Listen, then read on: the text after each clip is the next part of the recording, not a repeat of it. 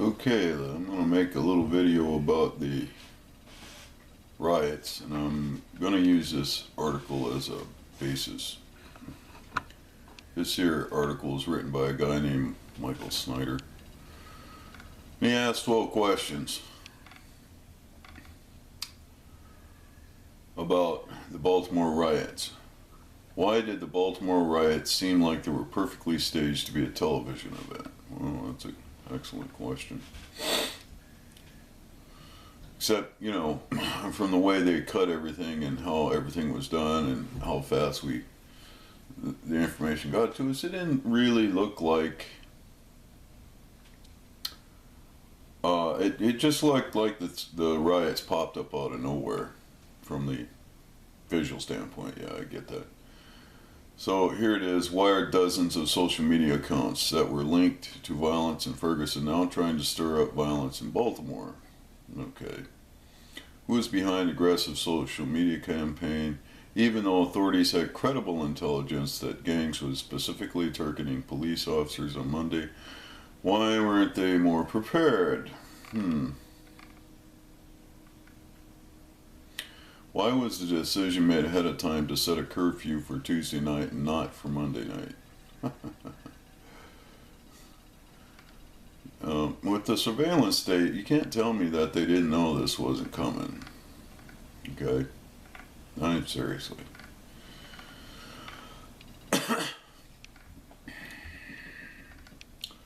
So I'm going to scroll down here and you get to see some of the pictures, and you got half a dozen police cars burnt up, etc., etc. Fires around the place, here and there. Nice pictures of cop cars smashed up. I can tell you why they're allowing this, why they're doing this, why they're parking these police cars in, just seemingly out in the open. So it looks just like it did in Ferguson. It's called pressure relief. It gives people a pressure relief valve. It's let people stomp on a cop car. Bust a cop car, or actually somebody else is busting the cop car and other people are watching it, and they're probably going, yeah. Yeah, I get it. It's pressure relief.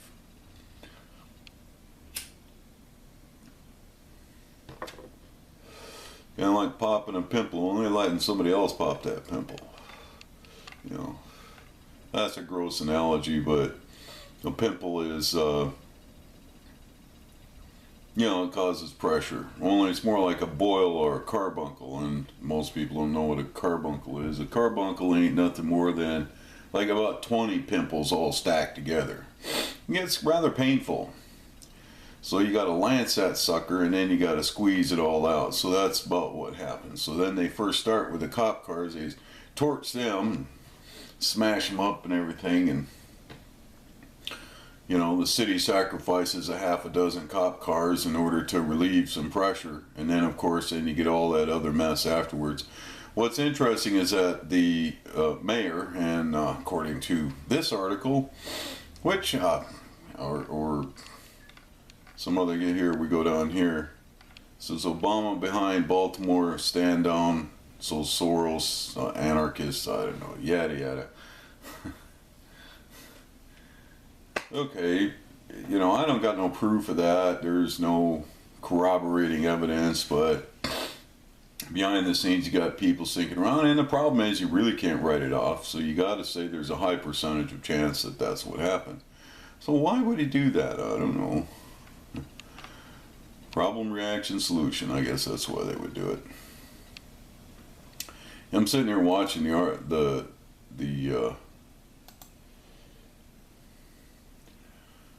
comments here. If y'all haven't figured out what is going on by now, then God help you. Stand down and let people destroy. Who has done a lot of destroying as of late? My guess is that there's going to be more coming. Well, I believe that too.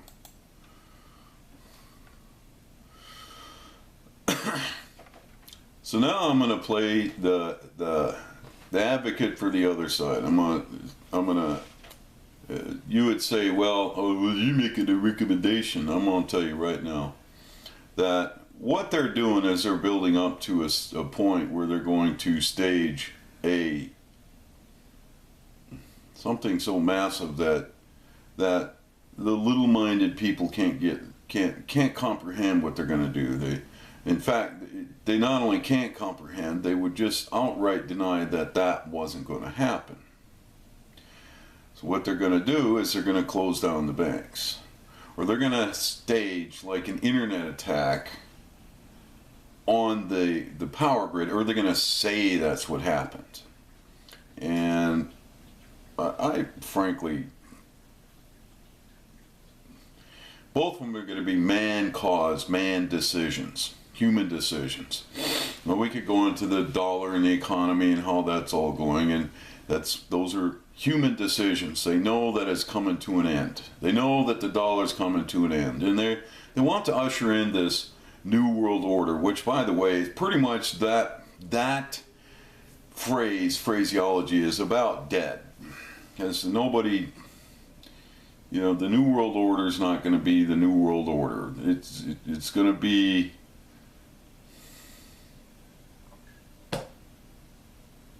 new entirely. But they're not going to be able to do that. You're just not going to get that in. Not like that, not saying it like that. In fact, the people who are pulling this stunt are going to end up put on a shelf. It's like this. When you break something, you don't get to fix it. I mean, yeah, sometimes if you break something and you see that it's wrong, if you see that you made a mistake and you fix it before, while you're working on it. But these guys aren't going to fix it while they're working on it. They want to take everything down, because they got it in their head they want to establish a utopia. And I said this in '97. Not going to be established. Mankind cannot establish utopia. You just can't. If you establish utopia with lies, the people, and let's just say that they're successful and they manage to kill off a third or two-thirds of the world's population, or as Ted Turner and the Georgia Guidestones want, all the way down to 500 million people, 500 million people. Those people, they're not going to be allowed. What's going to be left are the liars, the people that pulled the stunts, that tricked everybody. And the tricksters ain't gonna, they're just not gonna, all they're gonna do is end up doing things that kill themselves off. So, that's foolish. This is what will work though, in that direction, in their direction. You have to just shut the banks down. And I get it, the whole sequence of events is shut the banks down so you can institute a new world currency. And that is not going to fly with the American people. That's just not going to fly. They actually did their job way too good. Way too good. They brainwashed people so well that that's just not going to go over. People are going to throw fits, which follows their meme. They want to destroy all the people down to 500 million. So they're just going to kind of let everything go into an uproar. The problem is it's going to go into, what amazes me is that people think they can control the uproar. There is no controlling chaos. It's going to be a perfect chaos in the U.S. It's going to be perfect. Which means they're not going to be controlling it.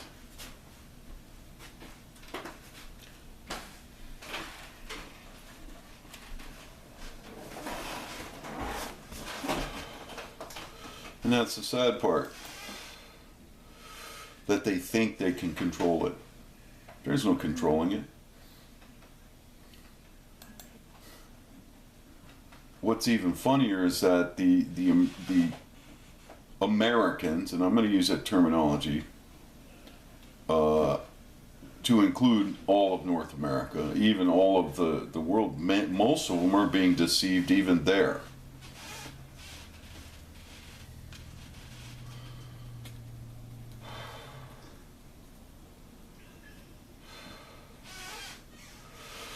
So the perfect storm would be created, the perfect human storm would be created the moment you shut the banks off, because that is going to wake up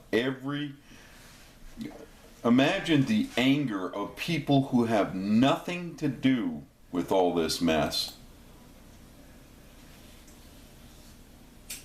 that's going to flow out and pour out upon this street. It's going to be like God's wrath. And they're going to tear every government, and I use the term governments in the United States, apart. And the reason I use the term governments is because you have city and county and state, and well, they call it federal. I don't like the term federal. United States is not a federation, so using the term federal is incorrect. It's like Thomas Jefferson didn't get his way. He wanted a federation, or he wanted a monarchical federation, very similar to Britain.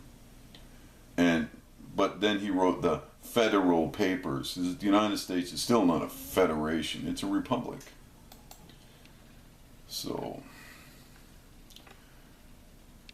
the perfect storm would be created by shutting down the banks. I can see people in the whole banking system, money. The way they've done it was they've made it so that you put your money in the bank, you get your money wired to the bank, you don't even get a check, and then you take your little check card and you go spend your money. And imagine if the bank shut down for even a day, the billions of dollars that all of a sudden cannot be spent. Even if they shut it down for a weekend because of a so-called virus, people are going to freak out because all of a sudden they can't go out to eat, they can't buy their pizza, they can't go grocery shopping on Friday, which is what a lot of people do. Or they can't shop on Saturday, they can't go downtown, and they've got all their money in the bank, their paychecks in the bank, and they can't spend it, they can't go down to the bank, they can't use the ATM card, they can't get their, and all of a sudden, or how about those people that are paying their bills by using their ATM card or their check card? None of their bills are going to get paid. Oh, ha, ha, ha, ha. What a surprise for the ignorance. They're going to run down to the bank. They're going to want their money. They're going to be calling the bank. The bank will either not answer their calls or say, I'm sorry, we're closed. And then I can see the more angry people in this country tearing the banks apart that day.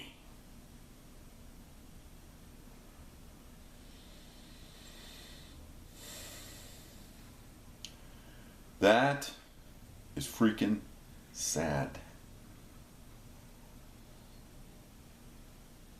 I don't know how to express this any other way than to say that's the only way it will work. This orchestrated crap here is going to become unorchestrated.